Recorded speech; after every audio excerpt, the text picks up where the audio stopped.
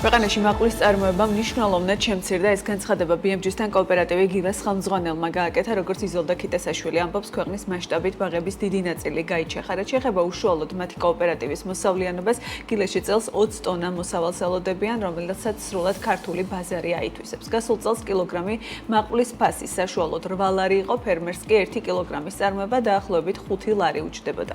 როგორია წლევანდელ სეზონზე მოლოდინები და რა არის მთავარი პრობლემა, იზოლდა ქიტესაშვილთან განვიხილავთ ამ თემებს, რომელიც გვერდდება პირდაპირ ხაზზე. დილამშვიდობისა, ქალბატონო იზოლდა, მადლობა თქვენი დროისთვის. გასულ პერიოდში ვსაუბრობდით ამ სტუდიის ეთერში და ამ გადაცემის ფორმატში, რომ მცირდება კენკროვანი კულტურები და იჩეხება რაოდენობა. ახლა უშუალოდ ვსაუბრობთ, რომ მაყულის შემთხვევაში არის კლება. რა არის მთავარი პრობლემა, რის გამოც კენკროვანი კულტურები მზარდი მაჩვენებლებს ვერ აფიქსირებენ და პირიქით გაზრდილი რაოდენობის შემცირება ხდება? მოგესალმებით ყველას, მოგესალმებით თქვენს ტელემაყურებლებს, შემძვირფას ფერმერებს, რომლებთან ერთად გავიარეთ ეს რთული გზა. მაყულის წარმოება სრულიად ახალი იყო 5-6 წლის წინ მთელი საქართველოს მასშტაბით, უფრო სწორად საბრძოლო დანიშნულებით. უცბად შეიქმნა ჭარბი პროდუქცია, ვერ მოახერხეს ფერმერებმა რეალიზაცია, ვერ გავიტანეთ ექსპორტზე, ამან გამოიწვია ჭარბი პროდუქციის წარმოება და ფაქტიურად ვერანაირი მოგება ვერ ნახეს ფერმერებმა, რომ კვლავ ეწარმოებინათ. ამიტომ იმედგაცრუებულებმა ბევრმა მიატოვა ბაღები, ბევრმა გააჩეხა და ეს იყო ერთ-ერთი ობიექტური მიზეზი. დაუგეგმავად ყოველგვარი გათვლების გარეშე მოხდა კონკრეტულ ფართობებზე ბაღების მოწყობა, რაც უნდა ესეთი როგორც ქართველებს ჩვევიათ, ყველამ ავიტაცეთ, ყველამ დავიწყეთ ბაღების მასიური გაშენება და მივიღეთ ჭარბი პროდუქცია, ვერ გავაკეთეთ რეალიზაცია, რამაც საკმაოდ არა მარტო ფერმერები, პირველ რიგში თვითონ სახელმწიფოც აზარალა. არ ვიყავით მზად მისი საექსპორტო წარმოებისთვის, რადგანაც ძალიან სწრაფუჭადი პროდუქცია, ჩვენ არ გვქონდა არც ტექნოლოგიები, არც გამოცდილება, არც ცოდნა, როგორ უნდა დაგვეფასოვებინა, როგორ უნდა გაგვემზადებინა საექსპორტოდ. ეს ხდებოდა სახელმწიფო პროგრამების ჩართულობით და მათი დაფინანსებით. და გათვლების გარეშე, რაც ძალიან ცუდია, იმიტომ რომ დანახარჯი არის კონკრეტული და არ ვთვლით რა შეიძლება გვჭირდებოდეს და გვაქვს თუ არა შესაბამისი ცოდნა იგივე ფერმერების ნაწილში. ვერ იქნა შერჩეული სწორად რეგიონებისა მიხედვით კენკრის და ჟოლოს გაშენება, ვერ იქნა თვითონ ჯიშები, რომლებიც იქნებოდა საარდრეო და იმ რეგიონისთვის მისაღები. აქედან გამომდინარე, მაგალითად კახეთში, გურჯაანში, დედოფლისწყაროში, ქუთაისი, ზესტაფონი, ჟოლო მაღალი ტემპერატურა არის საკმაოდ და მაღალი ტემპერატურის გამო არა მარტო ნაყოფი ზიანდებოდა, ვერ ვახერხებდით მის მოკრეფას, არამედ თვითონ მცენარეებიც ხმებოდა. წყლის ნაკლოვანება გვაქვს ზაფხულში კახეთში, აქედან სარწყავი წყლის მაქვს ხელოვნობაში, აქედან ერთ-ერთი მიზეზი ეს იყო, რომ ჩვენ ვერ მივიღეთ ხარისხიანი პროდუქტი და ვერ გავუკეთეთ მას სწორი რეალიზაცია. წეღანაც თქვი და კიდევ გამიმეორებ, ეს დარგი სამრეწველო წარმოება კენკროვანი კულტურების ძალიან ახალია. ნაკლები ინფორმაცია გვაქვს და გვქონდა. არ ვიცით, არ გვქონდა სწორად შერჩეული ჯიშები, მაგრამ არიან ქვეყნები, პოლონეთი, სერბეთი, რომელიც საკმაოდ სერიოზული ექსპორტიორები არიან და ფერმერები საკმაოდ სერიოზულ მოგებას. ქალბატონო იზოლდა, თუ გაქვთ ინფორმაცია, რამდენი გავაშენეთ, რა ჰექტარზე გქონდა ბაღები და დღეს იმ დანახარჯებიდან, რაც მათ შორის სახელმწიფომ გასწია, რა არის დარჩენილი რეალურად?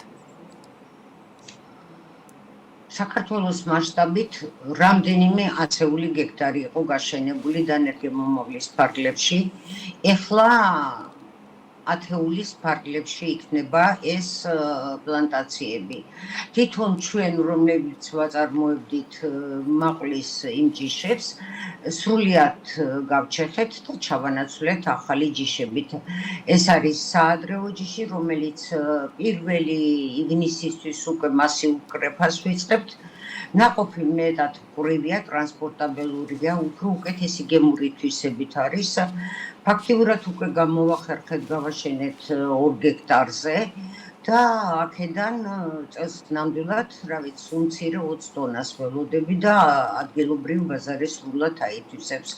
რაც გასულ წელთან შედარებით გაზრდილი მაჩვენებელია თუ პირიქით კლება გექნებათ? გაზრდილი მაჩვენებელია, შარშან დაახლოებით 8-10 ტონა გქონდა. ანუ გააორმაგეთ შეიძლება ითქვას. გავაორმაგებთ ალბათ, იმიტომ რომ მოსავალი ახალი ნაკვეთები სრულ მოსავლიანობაში შედის. გადაფარებული გვაქვს ეტყვის საწინააღმდეგო ბადეები ჩვენს ტერიტორიაზე გაშენებულ ნაკვეთებზე და დაცული ვიქნებით არა მარტო ეტყვისაგან, ასევე მზის დამწვრობისაგან. ეს 70%-იანი ქსოვა არის აი ამ ბადეებისა და იმედია შარშან ნამდვილად დაგვიცვა მზის დამწვრობისაგან და წელსაც იგივე მე ვახშენე რომ ადგილობრივ ბაზარზე და თქვენც გაიმეორეთ რომ ადგილობრივ ბაზარზე გეგმავთ სრულად რეალიზებას. იმიტომ რომ საკმარისი არ არის და ადგილობრივ ბაზარს სჭირდება სრულად თუ იმიტომ რომ ვერ ახერხებთ ექსპორტს და აი ამ ნაწილში როგორია გეგმები და გამოწვევები? ნაკლებია რაოდენობა, სულ რამდენიმე ფერმერს გვაქვს ეს ჯიში, თუ რაოდენობა არ იქნებ ნამდვილად არავის არც ერთ ჩემს ყიდველს არ სჭირდება 2 და 3 ტონა, ვცდილობთ რომ მოვიძიოთ კიდევ სხვა ბაზრები. ვნახოთ როგორ იქნება, აი ფაქტიურად ატმის და გარგარის რეალიზაცია როცა მიდის, შეიძლება გადამყიდველებმა მათთან ერთად წაიღონ ეს გარკვეული მაყლის ნაწილი. აქედან გამომდინარე ეს მოგცემს საშუალებას, რომ ავითვისოთ ახალი ბაზარი და ცნობადები გავხდეთ. რომელი ქვეყნებიდან შეიძლება იყოს, რომელ ქვეყნებში შეიძლება იყოს საინტერესო ქართული მოკეკრის გაყიდვა? აზერბაიჯანს მიქონდა, სასომხეთს მიქონდა და ტრადიციულ ბაზრებს. ბაზარი რუსეთია. ევროპაში გასვლა ეს რა ინფორმაციაც მოვიძიეთ, რა საშუალებებითაც გავედით კონტაქტებზე.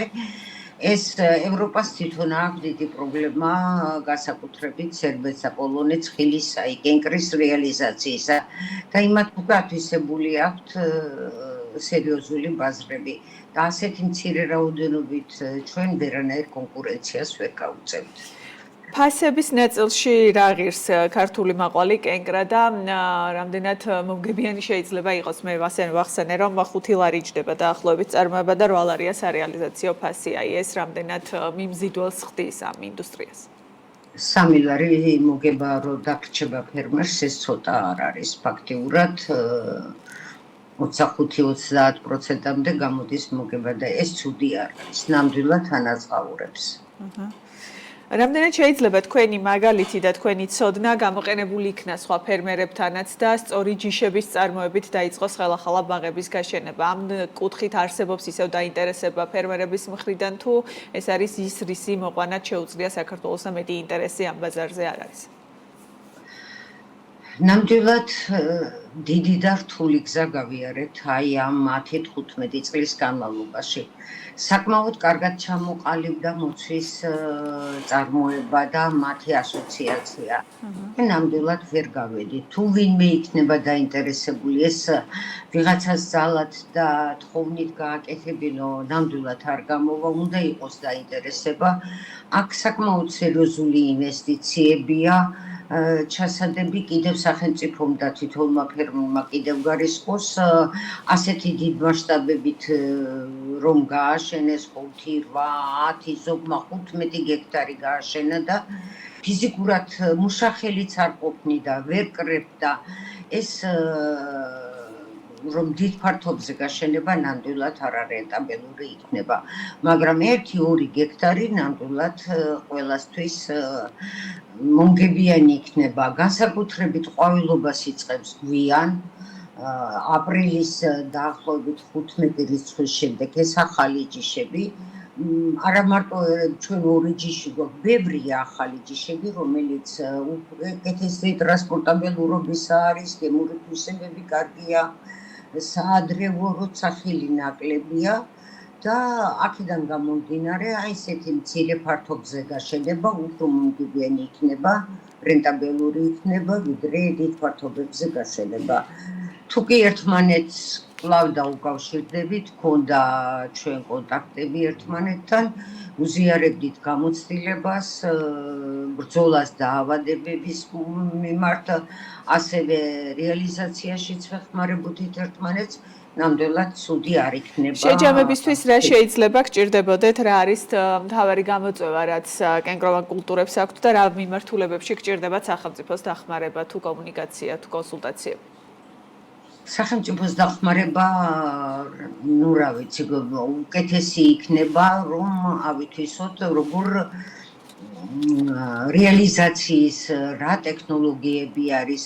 ჩვენ არ ვიცოდით, რომ სწრაფი გაგრილების დანადგარები იყო საჭირო, რომ ეს პროდუქტი გაგრილებული უკვე წავიდეს ექსპორტზე ან და კიდევ ადგილობრივ მომხმარებელთან.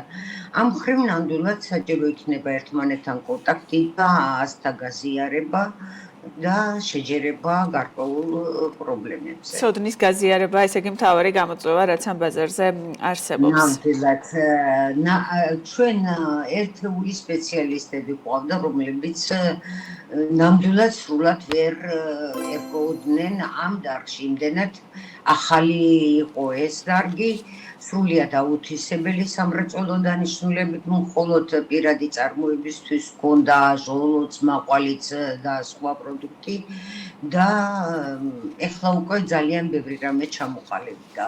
ჩამოყალიბდნენ სპეციალისტები, ჩამოყალიბდით ფერმერები, ვიძიებთ სიახლეებს, ახალ ჯიშებს და თუ კი ვინმე იქნება დაინტერესებული, შეუძლია მომართონ მე და ერთად გავივლით კონსულტაციებს და ახალ გზებს.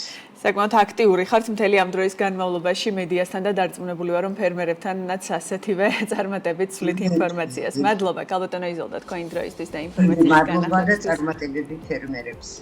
დროებით იზოლდა კიტესაშვილი, კენკრის მწარმოებელთა ასოციაციის ხელმძღვანელი, თავმჯდომარე პასუხობდა საქმიანი დილის კითხვას.